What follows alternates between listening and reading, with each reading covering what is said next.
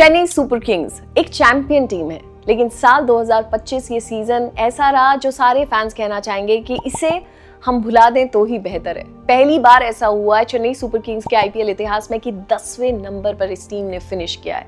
ऐसा लगा कि कुछ भी इनके हित में नहीं जा रहा था। ऋतुराज गायकवाड़ आपके कैप्टन है, पूरे चेन्नई का, पूरे देश का उनको बहुत सारा प्यार मिला है, एक्सेप्टेंस मिली है बतौर कैप्टन, लेकिन इंजरी की वजह से कप्तानी महेंद्र सिंह धोनी को बीच सीजन संभालनी पड़ी और धोनी का मैजिक भी सीजन काम नहीं आया। दुख, दर्द, पीड़ा।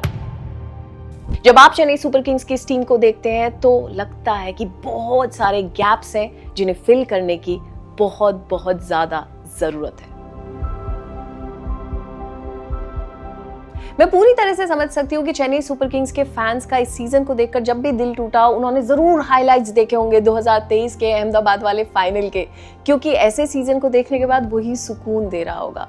हालांकि कुछ पॉजिटिव्स थे जो चेन्नई सुपर किंग्स को दिखे। आप आयुष महात्रे जैसे एक यंग टैलेंट को लेकर आए, जिन्होंने एक डिफरेंट अप्रोच के साथ अपनी बल्लेबाजी का नमूना सबके सामने पेश किया और दिखाया कि फ्यूचर में एक बहुत ब्राइट टैलेंट होने वाला है। 6 मैचेस सिर्फ खेले डेवाल ब्रेविस ने in this season Chennai super Kings के लिए, जिसमें 200 से ज्यादा रन्स बनाए। उनका भी स्टाइल बिल्कुल अलग है और फ्यूचर चेन्नई सुपर किंग्स के लिए उनका भी बहुत ब्राइट दिखता है। नूर अहमद अच्छी गेंदबाजी, पूरा सीजन बढ़िया रहा, 24 विकेट्स उन्होंने लिए and second highest wicket taker बने इस सीजन के। उनके अलावा आपके 2 रिटेन प्लेयर थे, शिवम दुबे, रविंद्र जडेजा, जिन्होंने 300 से ज्यादा रन्स बनाए और एक और उम्मीद जगाई चेन्नई सुपर किंग्स के लिए, क्योंकि जब एक सीजन किसी भी आईपीएल सीजन में किसी भी टीम का बेहतर नहीं जाता है तो फिर फोकस इस तरफ जाता है कि आप आने वाले समय में क्या देख सकते हैं अपनी टीम को बेहतर करने के लिए। चेन्नई सुपर किंग्स की परेशानियां क्या रही, सबने इसके ऊपर चर्चा करी है कि जो बैटिंग की अप्रोच हमने पिछले कुछ समय में आईपीएल में सीजन दर सीजन चेंज होते हुए देखी है। जब आप देखते हैं किसी टीम को, स्पेशली लाइक सनराइजर्स हैदराबाद, वो आते हैं, वो अटैक करते हैं, दैट्स द अप्रोच, अगर वो विकेट्स भी लूज करते हैं। लेकिन चेन्नई सुपर किंग्स की एक अप्रोच रही है जो क्लियरली डिस्टिंक्ट है बाकी टीम से। लगभग 8.70 के रन रेट से इन्होंने रन्स बनाए थ्रू आउट द सीजन, जो बाकी टीम्स के कंपैरिजन में बहुत कम था। टॉप 3 ने पूरे सीजन में महज 36 सिक्सेस लगाए, बाकी टीम्स के कंपैरिजन में सबसे कम रहा।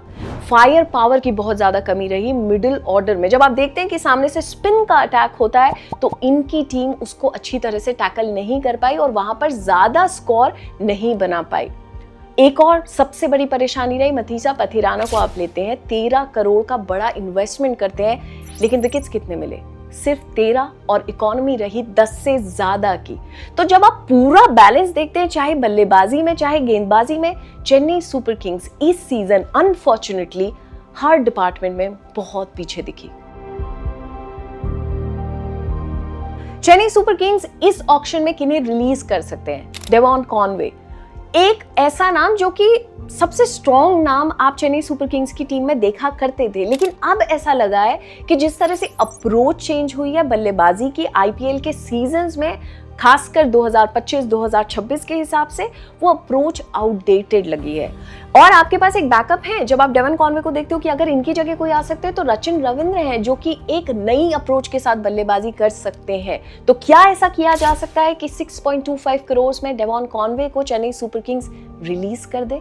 दूसरा नाम हो सकता है सैम करन का। इन पर भी एक बहुत बड़ा प्राइस टैग लगा, लेकिन 5 मैचेस खेले जिसमें विकेट मिला सिर्फ 1। तो क्या सैम करन वो दूसरा नाम हो सकता है जिन्हें रिलीज करने को देखेगी चेन्नई सुपर किंग्स? क्योंकि बल्लेबाजी में भी आप सैम से एक्सपेक्ट करते हैं कि वो आकर रन बनाए, वो मैचेस को फिनिश करे, लेकिन इस सीजन उनकी तरफ से ऐसा नहीं हो पाया। तीसरा नाम, एक्चुअली 3 नाम, राहुल त्रिपाठी, दीपक हुडा, विजय शंकर। इन तीनों के साथ भी सेम परेशानी आई है, जो कि बल्लेबाजी के अप्रोच की है। ये साल आएगा 2026 का, जब आईपीएल खेला जाएगा। यहाँ पर जो बल्लेबाजी की अप्रोच है, आप एग्जाम्पल लेते हैं सनराइजर्स हैदराबाद की तरह टीम का, इस तरह के बैटर्स आपको सामने दिखने वाले हैं। उनके बीच में जब आप इस तरह की अप्रोच लेकर आते हैं जो राहुल त्रिपाठी, दीपक हुडा और विजय शंकर की थी, आपको रिजल्ट्स नहीं मिलते हैं। चेन्नई सुपर किंग्स वो टीम है जो हमेशा प्रोसेस पर विश्वास रखती है। अब ये प्रोसेस वहां पर पूरी चल रही होगी कि ऑक्शन में टारगेट्स क्या हो सकते हैं। हमारे हिसाब से हमें क्या लगता है वो मैं बताती हूँ। डेवॉन कॉनवे, मैंने कहा था कि उन्हें रिलीज किया जा सकता है। ठीक है, आपके पास आयुष महात्रे हैं, आपके पास रचिन रविंद्र हैं, ऋतुराज गायकवाड़ हैं, तीनों बेहतरीन खिलाड़ी हैं। आयुष ने तो सीजन में दिखाया भी है।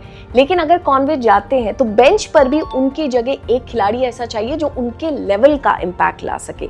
ये एक फैसला लिया जा सकता है। दूसरा, मिडिल ऑर्डर में आपको एक ऑलराउंडर चाहिए। मैंने पहले भी बताया था कि स्पिन के खिलाफ मिडिल ऑर्डर में फायर पावर नहीं थी चेन्नई सुपर किंग्स के पास। तो अब एक ऐसा बल्लेबाज जो अच्छी तरह से स्पिन को भी फेस कर पाए और गेंदबाजी में भी कंट्रीब्यूट कर पाए।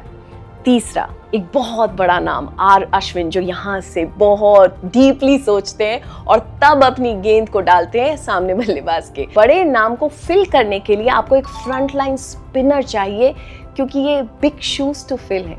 ये 3 चीजें जिन पर चेन्नई सुपर किंग्स फोकस कर सकती है, टारगेट कर सकती है इन द ऑक्शंस। ये हम कह रहे हैं, आप क्या कह रहे हैं कि चेन्नई सुपर किंग्स का क्या टारगेट हो